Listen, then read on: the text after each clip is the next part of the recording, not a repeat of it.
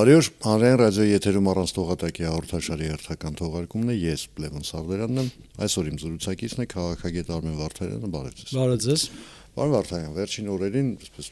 ուզենք, բայց գրեթե բոլորի ուշադրությունը ամենադեպս քաղաքական իրադարձությունների հետևողների մասին է խոսքը։ Ուղղված է ազգային ժողովին, ընդ որում ոչ թե որովհետև դա քաղաքական բարձրագույն մարմինն է, բարձրագույն ամբիոնն է, այլ որովհետև այնտեղ ինչ տեղի է ունենում, մի քիչ զվարճալի կլիներ, եթե այդքան լուրջ չլիներ։ Խոսքը վերաբերում է եվրոինտեգրման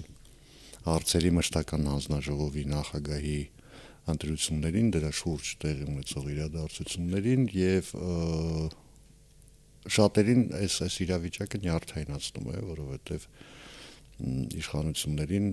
ըստեյության մեղադրում են դրա համար, որ այ դուք սխալ եք հաշվարկել, որ դուք ռազմավարական սխալ եք թույլ տվել,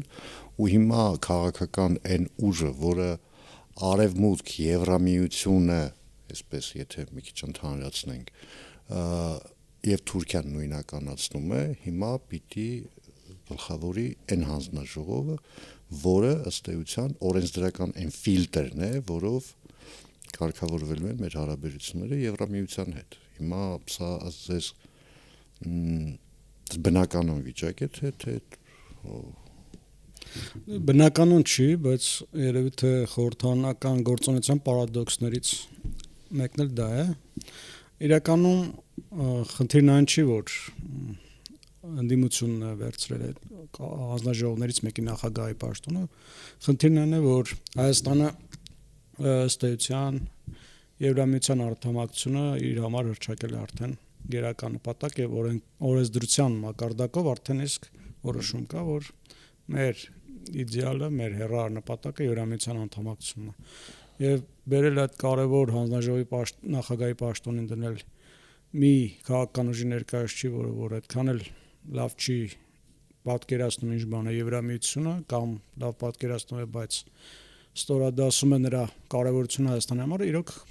աբսուրդի ժանրից է։ Եթե նախկինում Հայաստանը իր համար որպես գերական նպատակ չուներ Եվրամիության անդամակցությունը, գոնե հայտարարությունների կամ օրենքների մասով, տեսքով, հիմա արդեն մենք ունենք համապատասխան օրենք եւ դրա մասին շատ չենք այսպես բարձրացնում, բայց Հայաստանը դանդաղ քայլերով ըստ էության գնում է դեպի եվրոպական ինտեգրացիա։ Արդեն իսկ տեսնում ենք, որ Հայաստան-Եվրամիության հարաբերությունները վերջին 3-4 տարիներին բավականին մերձեցել է։ Կողմերը այսպես շատ լուրջ հայտարարություններ են անում այն մասին, որ շարունակելու են խորացնել հարաբերությունները եւ բերել այդ հանձնաժողովի նախագահի պաշտոնը մեկին, որը որ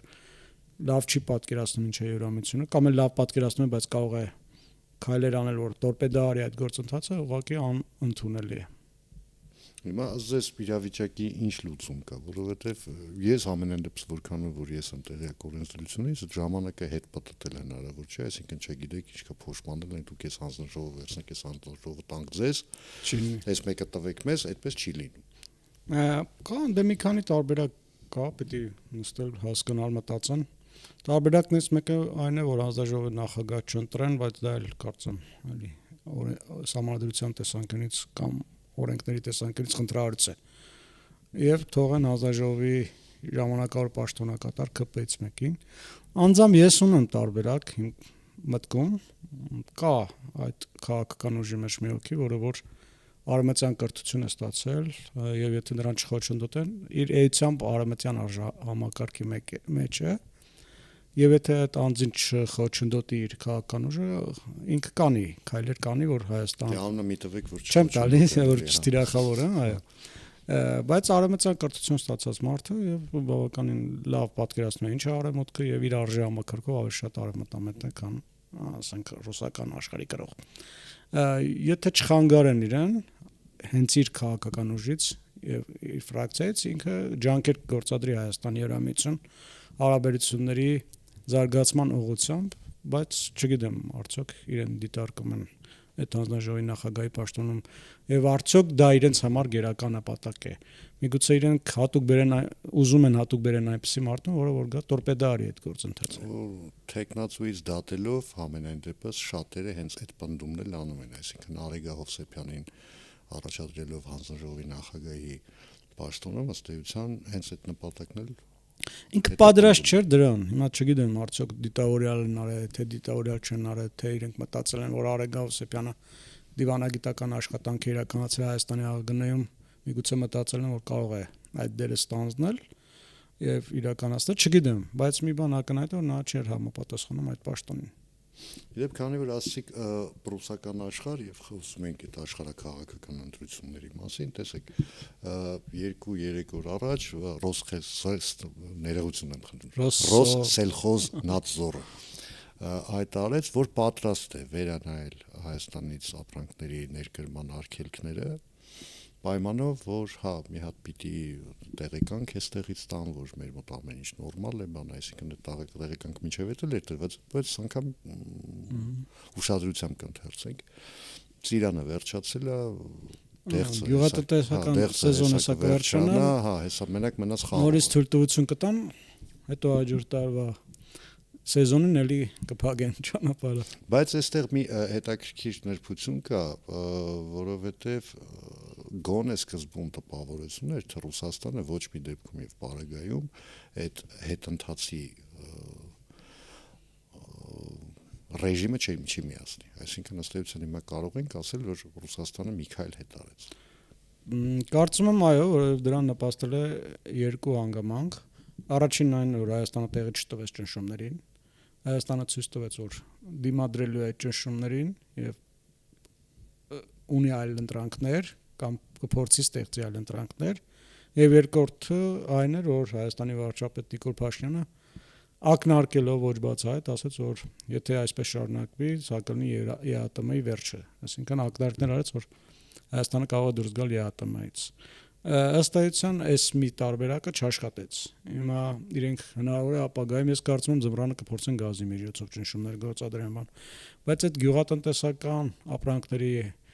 մուտքը դեպի Ռուսաստան փակելը ըստ էության չաշխատեց Ռուսաստանում։ Իհարկե Հայաստանը դրանով վնասներ կրեց, բայց նաև Հայաստանը դրա դիմաց դրա պատճառով, այսպես ասեմ, դրա հետևանքով կարողացավ գումարներ ստանալ Եվրամիությունից, կարողացավ հասնել նրան, որ Եվրամիությունը բացեց իր շուկան Մաքսային սահմանը ըստ էության Մաքսային սահմանը այո բացեց իր շուկան Մաքսային սահմանը Հայաստանի առջև եւ փաստացիորեն ճնշման այս մի գործիքը չաշխատեց։ Ըստ էության Ռուսաստանը կորցրել է իր ազդեցության բոլոր լծակները Հայաստանի վրա։ Նախկինում հիմնական գործիքը Արցախն էր, Ղարաբաղն էր, որով որ մշտապես Հայաստանին ճնշման էին ենթարկում, միգրանտներն էր հետո եւ այլն, կային բազմաթիվ գործիքներ, ուներ մեծ գործիքակազմ Հայաստանի վրա ճնշումներ գործադրել, հիմա չունի, ընդ որում իր պատճառով։ Տեսնում ենք, որ իհարկե Ղարաբաղը արդեն կորցվեց, այլևս դա չի կարող որպես գործիք լինել Ռուսաստանի ձեռքին, գյուղատնտեսական ապրանքների մասով տեսանք, որ չաշխատեց, միգրանտներին հետ ուղարկելը այլևս դա միայն Հայաստանի օգտին կլինի, որովհետև Հայաստանն ինքն է արդեն դարձել միգրանտ ընդունող երկիր, Հայաստանն ինքն ունի աշխատուժի պակաս եւ դրանով ոչ թե Հայաստանին կպաջի, այլ ընդհակառակ Հայաստանին մեծ օգուտ կտա եւ հաստատությունն դա չի աշխատի։ Մնում է այնտեղ ծորեն, բայց դա էլի կլոցվի ծորեն, ասենք, կամ ինչ որ այլ ապրանքների արտանումը կասեցնի գազի լծակը, բայց Հայաստանի իշխանությունները հայտարարում են, որ պատրաստ են բոլոր սցենարները եւ ըստ էության ցույց են տալի, որ այս անգամ, ի տարբերություն նախորդ անգամների, Հայաստանը տեղի չի տալու ճնշումներին։ Տեսեք, 2 օր առաջ, եթե չեմ սխալվում, 2 օր առաջ Սամվել Մելիքսեթյանն էր այստեղ հայկական խորհրդի փորձագետներից։ Ինքը այսպիսի պնդում արեց, ասեց Ռուսաստանի հետ հնարավոր է պայմանավորվել ցանկացած հարցի հետ կապված։ Եթե Ռուսաստանում ընկալում լինի, որ Հայաստանի Հանրապետությունը մասնավորապես մեր մասին է խոսքը, ցանկացած հարցում ունի այլ ընտրանք։ Այսինքն մենակ այդ դեպքում է հնարավոր Ռուսաստանի հետ խոսել, չկարող է այնքան դիվանագիտական չեն չի բնութագրում, մարդավարի։ Այսինքն մարդը մարդու հետ ոնց է խոսում, հավասարը, բայց մենակ այդ դեպքում է հնարավոր։ Դուք եք այդ տեսակետը։ Այո, համաձայն եմ, լիովին կիսում եմ այդ տեսակետը։ Եթե Ռուսաստանը տեսնի, որ այլևս ճնշման գործիքները չեն ազդում եւ ոչ միայն չեն ազդում, այլ երբեմն նաեւ հենց իրենց դեմ են աշխատում։ Հիմա տեսեք, օրինակ, հապկի մասով իրենք չեկան մեզ օգնության այդ պահին, բայց հիմա հապկի հեղինակությունը զգալիորեն տուժել է։ իսկ Ռուսաստանն է հապկի շարժիչը եւ հապկի հիմնական շահառուն։ Այդ կառույցը ստեղծվել է Ռուսաստանի աշխարհակահաղական շահերը սպասարկելու համար։ Եվ հիմա տեսնում են, որ իրենք ոնց ուզում են անեն, Հայաստան չի գնում այնտեղ, որովհետեւ ունի այլ ընտրանք։ Այն ժամանակ նաեւ զենքով էին, այսպես ասեմ, զենքը եւս մի զենքի սպառազինության վաճառքը եւս մի լծակ էր Հայաստանի վրա ճնշում գործադրելու, հիմա դա էլ արդեն չի աշխատում, որովհետեւ եթե նախկինում 95-96% Հայաստանը իր սպառազինության ձեռք էր բերում Ռուսաստանից, հիմա արդեն չնչի մասն է Ռուսաստանի ձեռք բերում։ Եթե չեմ սխալվում, մինչև 10%։ Այո, մինչև 10%։ Հիմա արդեն Հայաստանն հաջողվել է դիվերսիֆիկացնել նաեւ այս ուղղությունը եւ իրենք արդեն իսկ պետք է մտածեն եւ իրենց հեղինակության համար եւ նաեւ այն մասին, որ չպիտի անեն քայլեր, որ կարող է հենց այդ քայլերը իրենց վնասեն եւ իրենց գործողություններին որոշակի զգուշավորություն արդեն ես նկատում եմ ի տարբերություն նախորդ տարիներին, ասենք 2020-23 թվականին, երբ որ Հայաստանի վարչապետը զանգում էր, խնդրում էր օգնություն էր խնդրում, երբ որ Ադրբեջանը արձակվում էր եւ իրենք չէին որովե կերպ մեզ չէին աջակցում, երբեմն նաև թիկունքից հարվածում են։ Հիմա այդ իրավիճակը փոխվել է, լավելուց չկա։ Հիմա արդեն չեն կարող Ադրբեջանին որպես բուտ գործիք օգտագործել մեր դեմ հրահրելու, պատերազմ սանձազերծել։ Որովհետև բուտ չի, թե որովհետև գործիք չի։ Որովհետև այդ մի լծակն էլ արդեն գործ է, որովհետև եթե նախկինում Ադրբեջանը արձակում էր Հայաստանի վրա եւ արևմուտքից կանչում էին Ալիևին, պատասխան էին պահանջում, Ալիևն ասում էր եթե Հայաստանը չի ճանաչում իմ տարածքային ամբողջականությունը, ես էլ իրեն չեմ ճանաչում։ 2022 թվականի հոկտեմբերի 6-ին տեղի ունեցավ Պրահայի հայտարարությունը, Պրահայի հանդիպումը, որից հետո Հայաստանը ասաց, որ մենք ճանաչում ենք ձեր տարածքային ամբողջականությունը։ Հիմա էլ արդեն ինքը չունի այդ լեգիտիմ պատճառը Հայաստանի վրա արձակվել։ Վերջին լեգիտիմ պատճառը, որով որ ուզում էր ստեղծել այդպիսի կազուզբելի եւ արձակվել Հայաստանի վրա, դա Տավուշի այդ 3 գյուղերի հարցն էր։ Այն ժամանակ Ալիևը թափահարում էր այդ խորհրդային քարտեզները, ասում էր, այո, ես Հայաստանի միջազգային տարածքի վրա չեմ պատրաստվում արձակվեմ, բայց տեսեք, այս քարտեզներով, խորհրդային վերջի քարտեզներով, այս բոլոր գյուղերը իմն են պատկանում, ես իմ գյուղերն եմ ուզում։ Այդ ժամանակ Նիկոլ Փաշինյանը այդ 3 գյուղերն էլ 3 կամ 2.5 չգիտեմ 2.5 այդ գյուղերն էլ տվեց, այդ բանն էլ փակեց, այդ վերջի սողանցքն էլ փակեց, որ այլևս նրան թույլ չի տալի որևէ լեգիտիմ պատճառ Հայաստանի վրա արձակվելու։ Իհարկե դրանից հետո տեղի ունեցան այլ իրադարձություններ, օգոստոսի 7-ի պայմանագիրը կնքվեց Եռակոմ Վաշինգտոնում եւ այլն։ Իմիջիայլոց էլի գալով նախկին մտքից, երբ որ Հայաստանում այդ անկլավների վերադարձից հետո սկիզբ առավ այդ հայտնի Բագրատ Սրբազանի գլխավորած հայտնի շարժում, էլի շատերի կարծիքով էլի Ռուսաստանն էր դրա հետևում, դրանից հետո Հայաստանի իշխանությունները, ինչպես գիտենք, նաև եկեղեցու վերնախավի հետ սկսեց դարվածությունը, մի մասի ղեկավարության, երբեմն բացահայտ, երբեմն ոչ բացահայտ, իրենք Հայաստանի իշխանությունը եկեղեցու վերնախավին մեղադրում էր, այսպես Ռուսաստանի շահերը սպասարկելու մեջ։ Ըստ էության կառավարության ծրագիրը, որ այսօր հաստատվեց կառավարության նիստի ժամանակ, առանձին կետով այնտեղի եկեղեցու հետ հարաբերությունների խնդիրը կա։ Այսինքն, որ Հայաստանի Հանրապետությունը, Հայաստանի իշխանությունները պետք է հասնեն, որպեսզի հայ-արգելական Սուրբ եկեղեցուն առաջնորդող մարդը գնա կոչվի հանգստի, այսպես ասած, հետո նոր ընտրություններ տեղապահ ընտրվի եւ այլն, այսինքն մնացած պրոցեդուրաները անցնեն, այսինքն հարցորակարգից դուրս չեն հանել։ Ավելին կառավարության ծրագրի մեջ ամրագրել։ Այո, եւ իշխանությունը հենց մեղադրում էր, հիմա էլ միջև մեղադրում է եկեղեցուն, որ վերնախավին հոգեոր այրերին, որ նրանք ըստ էության Ռուսաստանի շահերը սպասարկելու համար են այդ հայտնի շարժումը սկսել։ Հիմա տեսեք, բայց սրա հետ զուգահեռ, հա, լավ, այնտեղ գյուղմթերքների մասով արդեն հասկանալի է, ինչ որ ժամանակ ամեն ինչ հանգիստ կլինի, միգուցե մի 2 տոննա խաղող էլ հասնի մեր հայրենակիցներին Մոսկվայում եւ մնացած տեղերում բնակվող, բայց հիբրիդային հարցակումները չեն դադարի, ես չեմ ասում այն կողմից անպայման պարտադիր, բայց հիբրիդային հարցակումների թիրախներից մեկը ըստ էության հրազդանում կառուցված այդ արհեստական բանականության գործարանն է, որ կհիշեք այդ խոսակցությունը Սևանի ջրով, հովացում եւ այլն, ընդ որում ես դա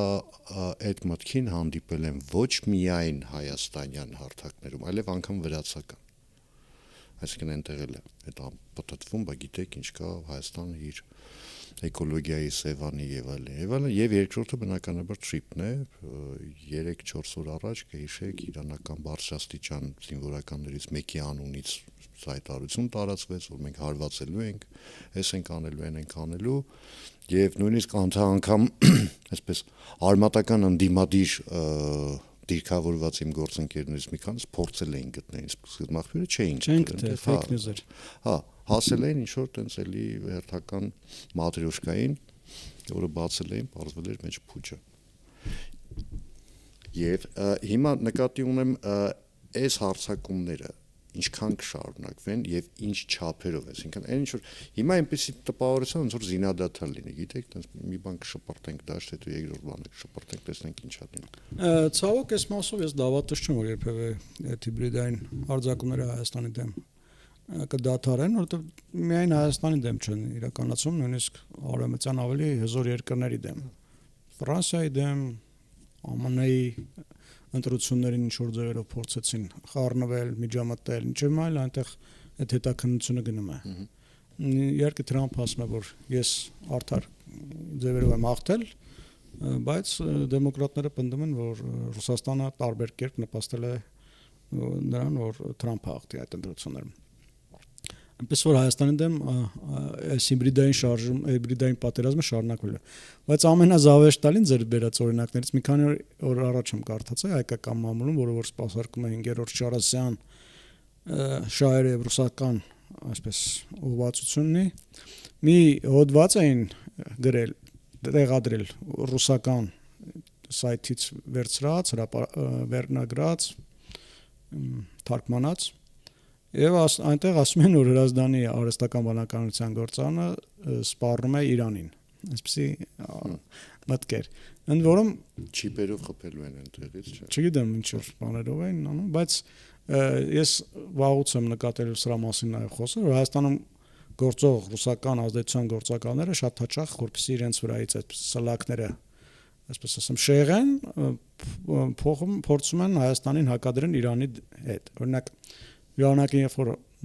Հայաստանում տեղակայվեցին Եվրամիության դիտորդները եւ Բաքվից եւ Մոսկվայից ամենօրյա ռեժիմով, այսպես ցեխ էին շպրտում այդ դիտորդների վրա, որովհետեւ իրենք ուզում են որ Հայաստանի սահմանը լինի թույլ, խոցելի եւ անընդհատ հարձակումներ լինի Հայաստանի վրա եւ Հայաստանին ճնշումների ենթարկեն,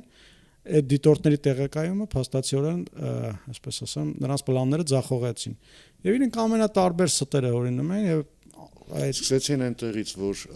գալիս է հետախոզակ, զինված են, հետո զբաղվում են լրտեսությամբ, սովորական դաշտային հեռադիտակներով ընդվորում, հա։ Հետո վերջում արդեն ասացին նաև Իրանի դեմ են։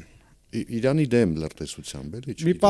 մեկ որ գնում էին Մեղրիի կողմ, միասա գնում էին լրտեսություն անում։ Ընդ որում հեռադիտակ 3 երկրներ էին սկզբից ասում, ասում են Ռուսաստանի, Ադրբեջանի եւ Իրանի դեմ։ Հետո սկսեցին Իրանի դեմ։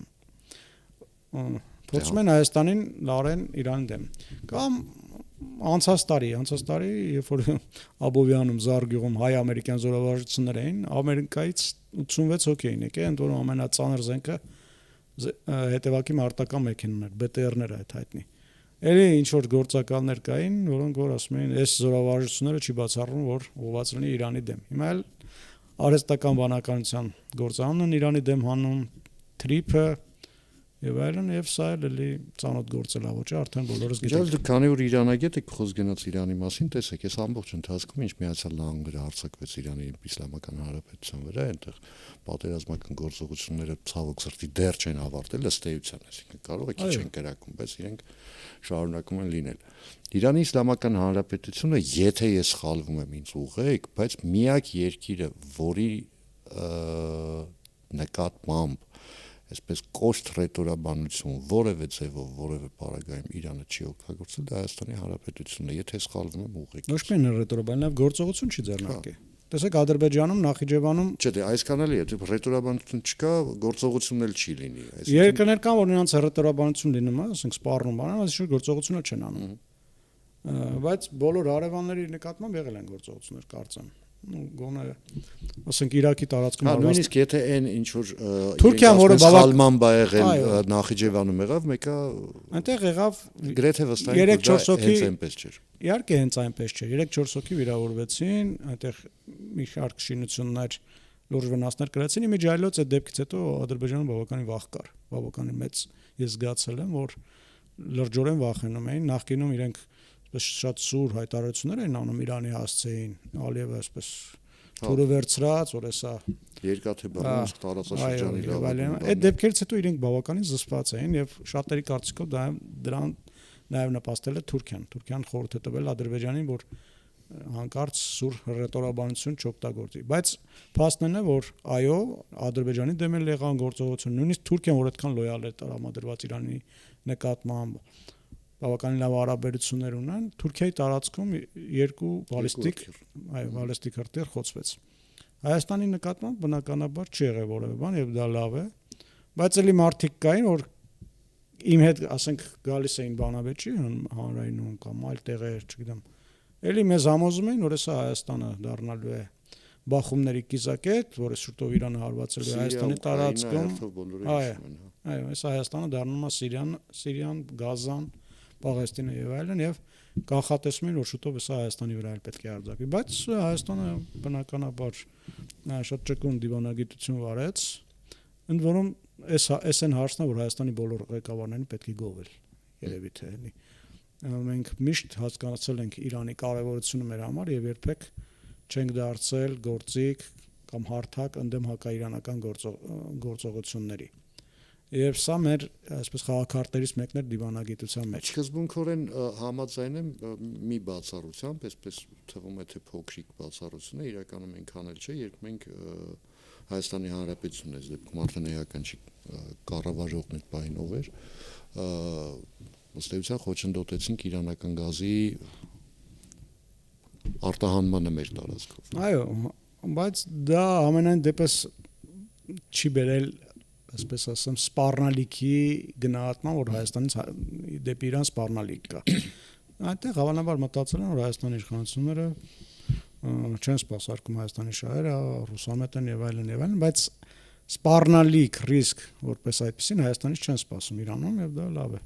Դեպ քանի որ մենք երկու այսպես միտք շոշափեցինք Իրան եւ գազ, հա։ Իրանը վերջերս բոլորովին մեկ ամիս չի անցել, որ ըստ էության հայտարարեց, ասաց ես պատրաստ եմ եռապատկել Հայաստան ներկրվող գազի քանակը, հա, ամնա դնենք էլեկտրաէներգիայի դիմաց եւ այլն, բայց պատրաստակամություն կա, որ այս 750 մմ-անոց խողովակաշարը ծառայեցնել ավելի մեծ նպատակների եւ պատահաբար դա համընկավ այն խոսակցությունների հետ, որ Ռուսաստանը կարող է կամ ցանկանում է Հայաստանի հետ գազային պայմանագրի պայմանները վերանայել, ասենք հիմնականում այդպես մոտավորապես հունվար-փետրվար ամիսներին։ Սա պատահականություն էր, թե Իրանը ասեց կարող եք ին վրա հույս դնել։ Չէ, պատահականություն քաղաքականության մեջ չի լինում։ Ամեն ինչ կարծում եմ շատ օրինաչափ է, մանավանդ որ Հայաստանից պատվիրակություն էր գնացել Իրան եւ հենց այդ գազային հարցով բանակցություններ էին վարվել։ Տարածքային կառավարման եւ ընտրակառուցվածքների նախարարներ։ Այո, Դավիթ Խուդատյանն էր գնացել։ Դրանից առաջ էլ գնացել են այցեր եղել են տարբեր ձևաչափով, տարբեր մակարդակի, այդ հարցը միշտ եղել է։ Եվ բարեբախտաբար իմիջիայլոց ձեր նշված այդ խողովակաշարը, որ 750 մմ նշեցիք, իր հնարավորությունների ընդամենը 18-20%-ով է օգտագործում։ Այսինքն բավականին բավարար չէ, ինքը բավական է Հայաստանի գազային պահանջարկը բավարարելու համար։ Իհարկե տրանզիտ չենք կարող, այո, տրանզիտ չենք կարող իրանական գազը իրականացնել, բայց մենք մեր պահանջարկը կարող ենք բավարարել։ Եվ այստեղ մի նրբություն էլ կա, տեսեք, Թրամփը, որ սիրում է բոլորին սպառնալ, ես ձեր այսպես կանեմ, այնպես կանեմ, եթե Իրանի հետ գործակցեք, եթե այս գնեք, այն գնեք, եւ հետաքրքիր է, որ Հայաստանը այդ ցանկում լավ իմաստով համառորեն չի հայտնվում, այսինքն Միացյալ Նահանգները մեզ չեն ասում, գիտեք ինչ կա, Իրանից գազ մի բերեք, լավ բերում եք, ուզում եք ավելացրեք։ Հիմա դա որովհետև ինչպես ընդդիմությունն է պնդում մեզ, որովհետև հերում են դեպի հակառուսական դաշտ, թե որովհետև ըստ էության Միացյալ Նահանգներին էլ է ձեռ տալիս, որ Հայաստանը ըստ էության կարողանա իր էներգետիկ պահանջմունքները բավարարել։ Միացյալ Նահանգները հասկանում է Հայաստանի զգայունությունները։ Իհարկե, տարբեր այնպես չի, որ Հայաստանին չեն առաջարկել, խոսք չեն գցել ինչ-որ հակաիրանական գործողությունների մեջ մտնելու։ 19 թվականին ուղիղ ասեց։ Այո, Բոլտոնը երբ որ եկել էր Հայաստան, ինչ-որ բաներ առաջարկել էր։ Դրանից առաջ էլ, բայց երբ որ արդեն գնացել է առարկայական խոսակցություն Հայաստանը, հստակ ցույց է տվել, դա իր համար կարմիր գիծ է, որ ինքը ունի իր զգայունությունները եւ երբեք չի գնա այդ քայլի, իրենք բավական է մենք քարտեզը վերցնեն, նայեն տեսնեն Հայաստանը շրջապատված է երկու երկրով, որոնք որ փակ են սպանում սահմանը, անմիջապես կհասկանան մեր վիճակը եւ այդպեսի պահանջ չեն դնի։ Իհարկե միշտ էլ լինում են առաջարկներ, բայց բարեբախտաբար դա չի վերածվել ճնշումների, չի վերածվել ճնշման գործիքների։ Ի տարբերություն Ռուսաստանի, որ օրինակ հայտնի է սթրիփը, երբ որ ստորագրվեց, Նիկոլ Փաշինյանին ասաց, հենց Վաշինգտոն ասաց, մենք այս նույն պայմաններով պատրաստ ենք Ռուսաստանի հետ ունենալ այս համաձայնագիրը, Ռուսաստանն էր երրորդ կողմը, բայց Ռուսաստանը չուզեց դա, Ռուսաստանը պնդում էր, որ իր FSB-ի ուժերը պետք է տեղակայվեն։ ԱՄՆ-ն հասկացավ մեր զգայունությունները, հասկացավ, որ սա տարածքային ամբողջականության հարցը, ինքնիշխանության հարց է ավելի ճիշտ, եւ այստեղ պետք է լինեն տեղակայված մեր զինված ուժերը այս ճանապարհին, Հայաստանը չպետք է իր ինքնիշխանությունը խախտի, իրենք հասկացան այս ամենը եւ չեն էլ պնդել առանձնապես, որ իրենք այստեղ ինչ-որ ստորաբաժանումներ ունեն անզինված։ Ի տարբերություն Ռուսաստանի, որ երկու ոտքով, այսպես պնդում էր, որ իրենց FSB-ն պետք է տեղակայված լինի։ Ինչևից է, այո, սա էլ Հայաստանի երևի միգուցե ինչ-որ առումով դիվանագիտական, այսպես աշխատանքի արդյունքը, ինչ-որ առումով նաև մեր բախտն է բերել, որ մեր բարեկամները այդպեսի համառություն չեն ցուցաբերում եւ Հայաստանին չեն դնում երկընտրանքի առջև այս հարցում գոնե մենք Հայաստանի վրա լուրջ ճնշումներ չկան։ Եվ թրիփի մասին տեսեք, նաև տարածված տեսակետ կա, որ այն պահին, երբ թրիփը սկսի լիարժեք աշխատել, այսինքն կենտրոնական Ասիան, Ադրբեջանի, Հայաստանի եւ Թուրքիայի տարածքով արդեն կապվի իրար, Եվրոպայի դեպի նկատի ունեմ։ Ամենայն դեպս գոնե այն հատվածը, որը մեզ հետաքրքիր է, այս պահին կենսականորեն անհրաժեշտ, դա կենտրոնական Ասիայի հետ կապն է, որովհետեւ թրիփը, ինչքան որ ես եմ հասկանում, դա միայն երկաթգիծ չի, դա գազամուղ է, դա միգուցե նաև նավթամուղեր են, մալուխներ են եւ այլն։ Այդ ժամանակ արդեն Հայաստանը անգամ խնդիր չի ունենա այլ ընդրանքի, այսինքն ես կարող եմ, ասենք, գնել ղազախական գազ, օրինակ, ես կարող եմ գնել թուրքմենական գազ, որը Իրանի Իսլամական Հանրապետության տարածքով կարող է հասնել մինչև Հայաստանի Հանրապետությունը, որում այդ ծրագիրը որքանով որ ես եմ տեղյակ, այսպես ակտիվ քննարկման փուլում է երկու երկրների մեջ, երկար ժամանակ այդ քննարկումը գնում էր, բայց ոնց որ հիմա արդեն սկսում են իրականացնել։ Իմիջիալից Թուրքիան վերջերս ակտիվորեն այս ուղղությամբ քայլեր ձեռնարկում է, որ թուրքմենական գազ ձեռք բերի։ Իրենք 3 երկրներից են գազ ձեռք բերում Իրանից, Ադրբեջանից եւ Ռուսաստանից եւ 4-ն են։ Տեսեք իրենց դիվերսիֆիկացիան ինչքան է այսպես լայն։ Նաեւ 4 երկրի մասին եմ մտածում, թուրքմենական գազի մասին եւ Հայաստանը կարող է, այո, դիտարկել այդ գազամուղին միանալու հարցը։ Ես կոնկրետ հիմա չգիտեմ ոնց են տանելու։ Իհարկե պարզոր Թուրքմենստան, Իրան, Թուրքիա, բայց կարող ենք Իրանի տարածքում ինչ-որ մի ճյուղավորում ունենալ եւ գազամուղ մտնի Հայաստան, թուրքմենական գազը նաև Հայաստան։ Դա իմիջիալոց 90-ականներին Հայաստան-Թուրքմենստանից գնել է գազ, որում բարտերիների փոխանակման սվոփի միջոցով, ինչպես ինձ ասել են այն ժամանակվա պաշտոնյաները, բավականին հաջողված գործարք է, որովհետև Հայաստանը տվել է ապրանքներ, որոնք ասենք հին ապրանքներ, ինչ որ Դե ոչ միայն, այնտեղ նաև մի անգամ, երբ մենք շատ էինք բարդ մնացել, ոսկիով ենք փակել։ Այո, բայց ասում են, որ շահավետ գործարք է, նույնիսկ սովետական այդ հին գործարանների հետ արդեն որևէ մեկին պետք չեղած ինչ որ ապրանքներ եւ այլն։ Մի խոսքով բավականին լավ համագործակցություն է եղել եւ պետք է այս ուղղությամբ էլ աշխատենք։ Սպասենք, որ աշխատեն, թող աշխատեն, չէ՞, ասում էին ժամանակին։ Շնորհակալություն զրույցի համար, հիշեցնեմ այսօր իմ զրուցակիցներ քաղաքագետ Արմեն Վարդանյանը, ես Լևոն Սարդարյանն եմ, կհանդիպենք վաղը նույն ժամին, նույն վայրում, հաջողություն եւ համբերություն բոլորիս։